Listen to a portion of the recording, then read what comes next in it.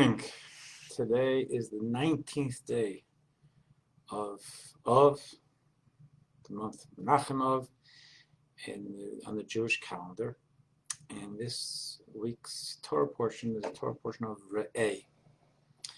And as mentioned over the past few weeks, this fifth book of the Torah that we're reading now, there's 5 books in the Torah, and the fifth book is in a different, the presentation, the linguistics of it are different, because it isn't like from a third-person narrator saying, God spoke to Moses, but it's Moses saying, God spoke to me. It's Moses speaking in the first person because it's the last 5 weeks of his life, and he's speaking to the Jewish people.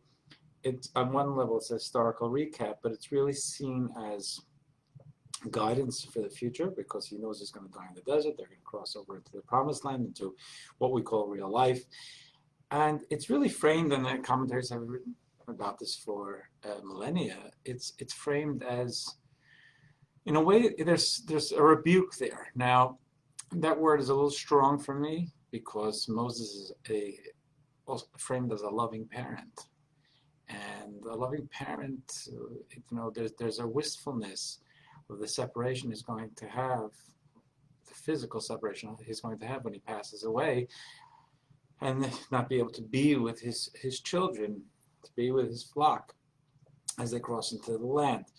But as a loving parent, he says strong words, because he knows he's going to pass on, and it's a time when he can say, listen, it's not about me and you don't have to worry about seeing me again. It's I need to tell you these things, and it's all framed in love, but there are strong words, strong messages. And this week's Torah portion begins, as I said, it's called Re'eh. Re'eh means see, look, see.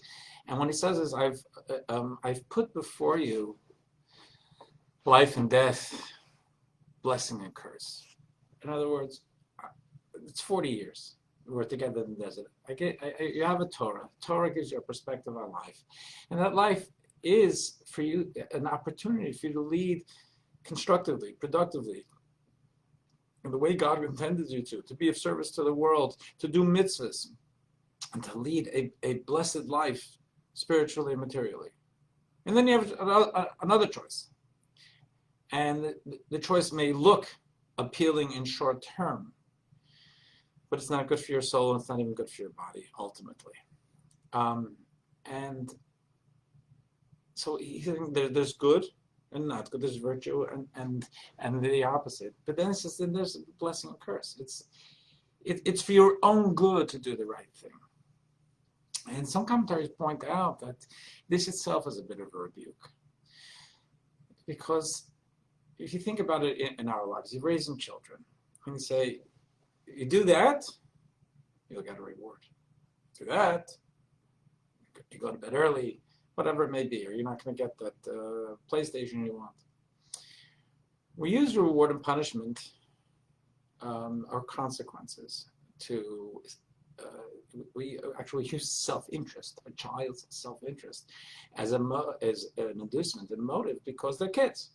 So just to say to a child, this is the right thing to do, do it, and that is the morally wrong thing to do, don't do it, it's really often not enough. To say, do that, and I'm going to give you a self-interest motive, or don't do that, and I'm going to give you a self-interest motive to really still, to calm down, to silence your weaker side, to say, well, this is in my best interest. I'm going to get that toy, or I'm not going to have to go to bed early. So we use self-interest as the carrot and the stick to be able to induce a child to do the right thing. But that's for a child, and we would hope for our children. And I'm talking about this conceptually. You'd hope for someone that they grow out of that, and they do the right thing because they want to do the right thing, because their soul tells them, I want to live a life where I do the right thing, and they stay away from the immoral choices because they don't want to be that person. It's not about that they're going to get caught, or they're going to get punished, or there's going to be some material, tangible, concrete repercussion that they don't want, so they choose between their selfish desire to do the thing and balance that with the selfish desire to avoid the pain. That's all about self. It's all pursuit of self. And maturing would mean that we grow out of that a little bit. So we want to live for something higher than just self. So the language of today's, of the beginning of this week's Torah portion is, Moses says to the Jews, see, I have put before you today life and death, a blessing and a curse. And the commentaries point to say, what do you mean today? What he's saying is, what Moses is saying from this perspective is, 40 years ago when he came out of Egypt, we spoke about morality and immorality, holiness and unholiness, and I laid out the consequences, the reward and punishment, because I thought you needed that incentive. But 40 years later, that I still have to, today, the fact that I still lay it out for you, it's a little sad. I really, over 40 years, I had hoped that we'd be at a point where you're going to see morality, living a good life as an end in itself, and the opposite. You know, the